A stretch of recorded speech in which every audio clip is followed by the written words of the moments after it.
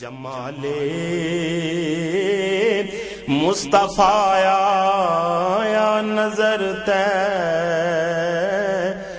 کی گلیوں میں۔ بسم اللہ الرحمن الرحیم، الحمد للہ رب العالمین والعاقبۃ للمتقین والصلاۃ والسلام علی سید الانبیاء والمرسلین وعلی آلہ واصحابہ وازواجہ واہل بیتہ وذریاتہ اجمعین۔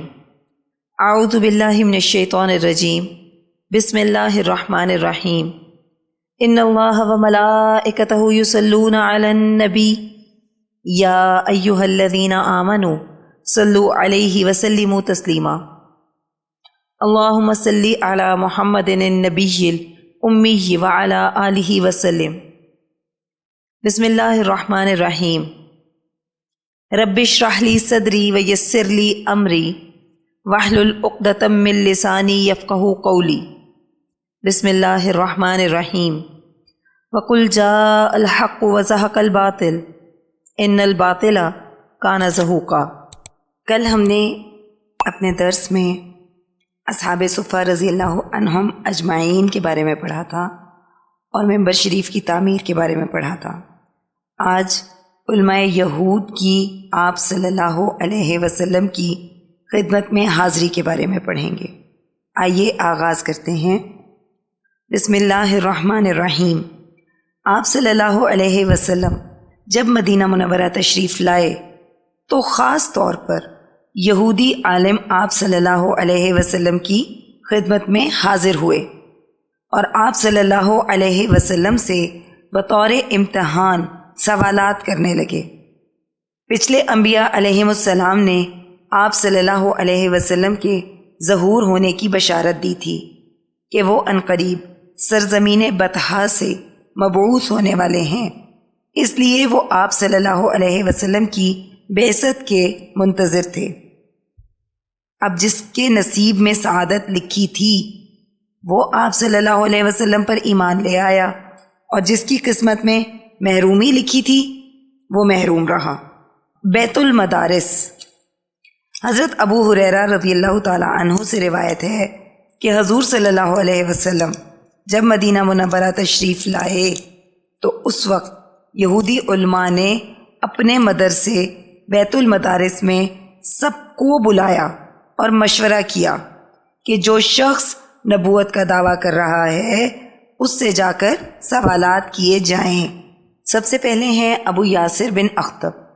حدیث مبارکہ کا مفہوم ہے کہ سب سے پہلے حضور صلی اللہ علیہ وسلم کی خدمت میں ہوئی بن اخطب یہودی سردار کا بھائی ابو یاسر بن اخطب آیا۔ اس نے آپ صلی اللہ علیہ وسلم کا کلام سنا اور اپنی قوم میں جا کر کہنے لگا، اطیعونی فإن ھذا النبی کنا ننتظرہ۔ میرا کہا مان لو، بے شک یہ وہی نبی ہیں جس کا ہمیں انتظار تھا۔ لیکن اس کے بھائی ہوئی بن اخطب نے مخالفت کی، چونکہ ہوئی اپنے قبیلے کا سردار تھا، قوم اس کی تابع تھی۔ جب ہوئی نے انکار کیا تو قوم کیسے ایمان لا سکتی؟ نمبر 2 پہ ایک یہودی عالم۔ آپ صلی اللہ علیہ وسلم کی خدمت میں ایک یہودی عالم اس وقت پہنچا جب آپ صلی اللہ علیہ وسلم سورہ یوسف کی تلاوت فرما رہے تھے۔ وہ سوال کرنے لگا کہ اے محمد صلی اللہ علیہ وسلم، آپ کو یہ سورت کس نے تعلیم دی ہے؟ فرمایا اللہ سبحانہ و تعالی نے۔ اس کو بہت تعجب ہوا، فوراً اپنی قوم کی طرف گیا اور کہنے لگا کہ محمد صلی اللہ علیہ وسلم جو قرآن پڑھ رہے ہیں وہ ویسی ہی کتاب معلوم ہوتی ہے جیسی موسیٰ علیہ السلام پر نازل ہوئی ہے۔ وہ اپنی جماعت کو لے کر آپ صلی اللہ علیہ وسلم کی خدمت میں آیا اور آپ صلی اللہ علیہ وسلم کی صورت اور صفت کو دیکھ کر پہچان گیا کہ یہ وہی نبی ہیں جن کی بشارت توریت میں ہے۔ آپ صلی اللہ علیہ وسلم کے دونوں شانوں کے درمیان مہر نبوت کو دیکھا اور سورہ یوسف کو غور سے سنا اور اسلام لے آئے۔ نمبر 3 پہ ابن سوریہ۔ حضرت ابو ہریرہ رضی اللہ تعالی عنہ فرماتے ہیں کہ ایک مرتبہ آپ صلی اللہ علیہ وسلم نے ایک یہودی عالم ابن سوریہ سے کہا، تجھے اللہ سبحانہ و تعالی کی قسم دیتا ہوں، سچ سچ بتا دے کہ توریت میں شادی شدہ زنا کرنے والے کے لیے رجم کا حکم ہے؟ تو ابن سوریہ نے کہا، اللہم نعم، اما واللہ یا ابا القاسم انہم لیعرفون انکا نبی مرسل ولیکنہم یحسدونکا۔ ہاں ایسا ہی حکم ہے، اللہ کی قسم اے ابو القاسم، یہ لوگ آپ کو بہت اچھی طرح جانتے ہیں کہ آپ ایک بھیجے ہوئے نبی ہیں، لیکن وہ آپ سے حسد کرتے ہیں۔ نمبر 4 پہ حضرت عبداللہ بن سلام رضی اللہ تعالی عنہ۔ حضرت عبداللہ بن سلام رضی اللہ تعالی عنہ توریت کے بڑے عالم تھے۔ حضرت یوسف علیہ السلام کی اولاد میں سے تھے۔ اصل نام حسین تھا، ہا صاد یا نون حسین۔ اسلام لانے کے بعد آپ صلی اللہ علیہ وسلم نے ان کا نام عبداللہ بن سلام رضی اللہ تعالی عنہ رکھا۔ حضرت عبداللہ بن سلام رضی اللہ تعالی عنہ اپنے اسلام لانے کا واقعہ خود بیان فرماتے ہیں کہ جب آپ صلی اللہ علیہ وسلم مدینہ شریف تشریف لائے، لوگ آپ صلی اللہ علیہ وسلم کی حاضری میں سبقت کرنے لگے۔ میں بھی آپ صلی اللہ علیہ وسلم کے دیدار کے لیے حاضر ہوا۔ جب میں نے آپ صلی اللہ علیہ وسلم کے چہرہ انور کو دیکھا تو میں پہچان گیا کہ یہ کسی جھوٹے کا چہرہ نہیں ہو سکتا۔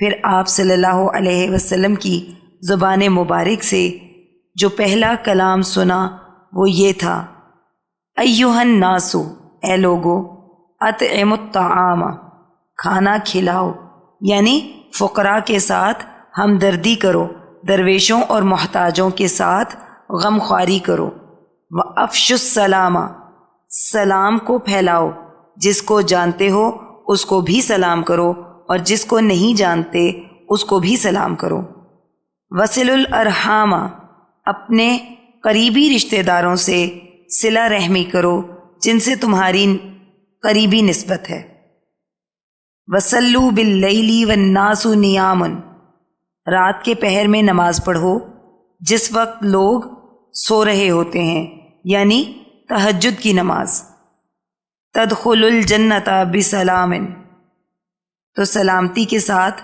جنت میں داخل ہو جاؤ گے۔ حضرت عبداللہ بن سلام فرماتے ہیں کہ یہ مدینہ شریف میں آپ صلی اللہ علیہ وسلم کا پہلا واعظ تھا۔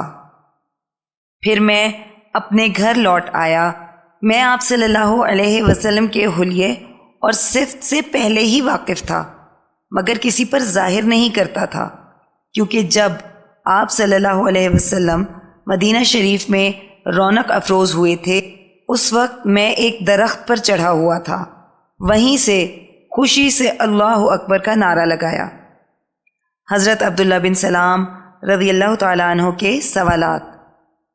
فرماتے ہیں کہ دوسرے دن میں تنہائی میں آپ صلی اللہ علیہ وسلم کی خدمت میں حاضر ہوا اور 3 سوالات کیے، کیونکہ ان سوالات کے جوابات صرف ایک نبی کے علاوہ اور کوئی نہیں دے سکتا۔ نمبر 1، علامات قیامت میں سب سے پہلے کیا واقعہ ہوگا؟ نمبر 2، جنت میں اللہ سبحانہ و تعالی مسلمانوں کو پہلا کھانا کیا کھلائیں گے؟ نمبر 3، کیا وجہ ہے کہ نسل انسانی میں کوئی بچہ ماں کی شکل کا ہوتا ہے اور کوئی بچہ باپ کی شکل کا؟ جب سوالات مکمل ہوئے تو آپ صلی اللہ علیہ وسلم پر وحی کی کیفیت طاری ہو گئی اور آپ صلی اللہ علیہ وسلم نے تینوں جواب ارشاد فرمائے۔ نمبر 1، پہلی علامت قیامت یہ ہوگی کہ ایک آگ مشرق کی جانب سے نکلے گی جو لوگوں کو مغرب کی جانب ہنکا کر لے جائے گی، جس طرح چرواہا بکریوں کو ہنکاتا ہے۔ نمبر 2، جنتیوں کا پہلا کھانا مچھلی اور کلیجی ہوگا۔ یہ غذا نہایت مرغوب اور لذیذ ہوگی۔ نمبر 3، ماں باپ میں سے جس کا نطفہ رحم مادر میں پہلے یا زیادہ پڑے گا، بچہ اسی کے مشابہ ہوگا۔ جب انہوں نے اپنے سوالات کے جوابات سنے تو کلمہ شہادت پڑھا، اشہد ان لا الہ الا اللہ و اشہد ان محمد الرسول اللہ۔ حضرت عبداللہ بن سلام رضی اللہ تعالی عنہ آپ صلی اللہ علیہ وسلم سے عرض کرنے لگے کہ یہود ایسی قوم ہے جو جھوٹ اور بہتان میں اپنا جواب نہیں رکھتی۔ وہ مجھے بڑا سردار جانتے ہیں، کہتے ہیں کہ میں ان کا سردار ہوں، ان کے سردار کا بیٹا ہوں، سب سے بڑا عالم ہوں اور ان میں سے سب سے زیادہ عالم کا بیٹا ہوں۔ لیکن جب وہ یہ سنیں گے کہ میں ایمان لے آیا ہوں تو وہ جو میرے متعلق اعتقاد رکھتے ہیں وہ اس کے خلاف کہیں گے۔ اس لیے میں چاہتا ہوں کہ میرا ایمان لانا ظاہر نہ ہو۔ پھر آپ صلی اللہ علیہ وسلم نے حضرت عبداللہ بن سلام رضی اللہ تعالی عنہ کو پوشیدہ مقام پر بٹھایا اور یہودیوں کو بلایا اور فرمایا، اللہ کے سوا کوئی معبود نہیں، تم اس بات کو خوب جانتے ہو۔ تم نے تو تورات پڑھی ہے اور میں اللہ کا رسول ہوں۔ اللہ نے مجھے ایمان اور حق کے ساتھ بھیجا ہے، لہٰذا تم مسلمان ہو جاؤ۔ یہودیوں نے کہا کہ ہم نہیں جانتے کہ آپ اللہ کے رسول ہیں۔ پھر آپ صلی اللہ علیہ وسلم نے ان سے حضرت عبداللہ بن سلام کے متعلق پوچھا کہ وہ تمہارے درمیان کیسے ہیں؟ تو کہنے لگے، وہ تو سردار ہیں، سردار کے بیٹے ہیں، بہت زیادہ عالم ہیں، بہت زیادہ عالم کے بیٹے ہیں، ہم میں سے سب سے زیادہ دانا ہیں۔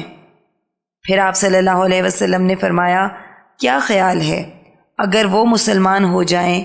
تو یہود کہنے لگے، اللہ ان کو محفوظ رکھے اسلام لانے سے۔ آپ صلی اللہ علیہ وسلم بار بار دہراتے رہے اور وہ یہی جواب دیتے رہے۔ پھر آپ صلی اللہ علیہ وسلم نے فرمایا کہ اے ابن سلام باہر آؤ۔ وہ کلمہ شہادت پڑھتے ہوئے باہر نکلے اور کہنے لگے، اے یہودیوں کے گروہ، اللہ سے ڈرو اور اس کے رسول پر ایمان لے آؤ۔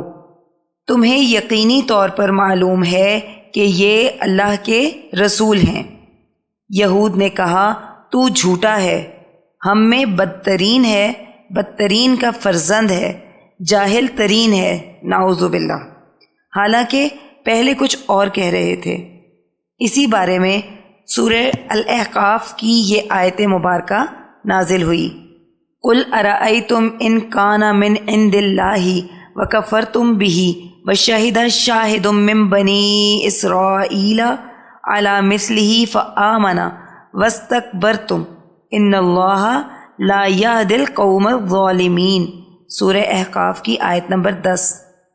آپ صلی اللہ علیہ وسلم فرما دیجئے، بھلا بتاؤ، اگر یہ سب اللہ کی طرف سے ہے اور تم نے اس کا انکار کیا اور بنی اسرائیل کے ایک شخص یعنی عبداللہ بن سلام رضی اللہ تعالیٰ عنہ نے گواہی بھی دی اس کے مثل پر، پس وہ ایمان لے آیا اور تم نے تکبر کیا، بے شک اللہ ظالم قوم کو ہدایت نہیں دیتا۔ حضرت میمون بن یامین رضی اللہ تعالیٰ عنہ کا اسلام لانا۔ حضرت میمون بن یامین رضی اللہ تعالیٰ عنہ رؤوسائے یہود میں سے تھے۔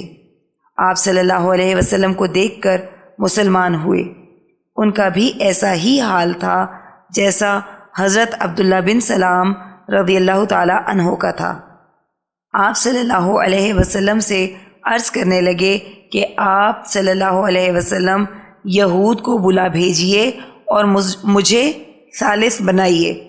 آپ صلی اللہ علیہ وسلم نے حضرت میمون بن یامین رضی اللہ تعالیٰ عنہ کو پردے کے پیچھے بٹھایا اور یہود قوم کو بلایا۔ گفتگو شروع ہوئی، آپ صلی اللہ علیہ وسلم نے فرمایا کہ تم لوگ اپنے میں سے کسی کو ثالث مقرر کر لو۔ انہوں نے حضرت میمون بن یامین رضی اللہ تعالی عنہ کو مقرر کیا کہ جو وہ فیصلہ کریں گے ہم اس پر راضی رہیں گے۔ لیکن جب آپ صلی اللہ علیہ وسلم نے حضرت میمون رضی اللہ تعالی عنہ کو باہر بلایا، وہ کلمہ شہادت پڑھتے ہوئے باہر تشریف لائے تو قوم نے انکار کر دیا۔ یہاں ہمارا درس نمبر 37 مکمل ہو گیا۔ آئیے دعا کر لیتے ہیں۔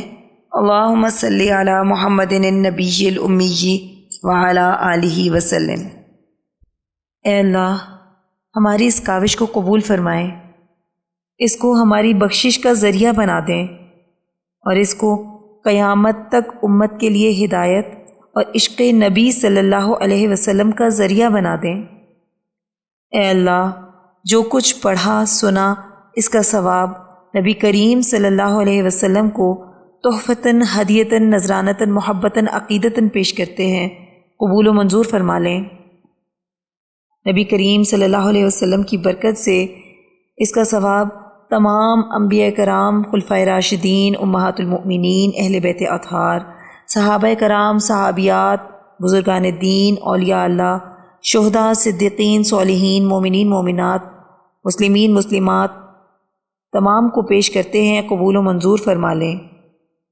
الہی اس کا ثواب سلسلہ قاسمیہ، عزیزیہ، نقشبندیہ، مجددیہ کے تمام بزرگان، بالخصوص شیخ الاولیاء حضرت مولانا مہر محمد صاحب رحمۃ اللہ علیہ، شیخ الحدیث حضرت مولانا عبدالحکیم صاحب رحمۃ اللہ علیہ، اور شیخ الاسلام حضرت مولانا محمد عبدالعلیم قاسمی صاحب رحمۃ اللہ علیہ کو پہنچا دیں اور ہمارے بزرگان کے درجات کو اور بھی زیادہ بلند فرما دیں۔ یا اللہ، ہمارے مرشد گرامی حضرت شیخ عزیز القاسمی حکیمی مہروی نقشبندی مجددی دامت برکاتہم العالیہ پر اپنا خاص فضل اور خانقاہ اور مدرسے پر اپنا خصوصی کرم فرما دیں اور انہیں امت کے لیے ہدایت و شفا کا ذریعہ بنا دیں۔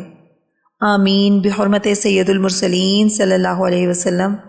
سبحان ربک رب العزت عما یصفون وسلام علی المرسلین والحمد للہ رب العالمین۔ جدر دے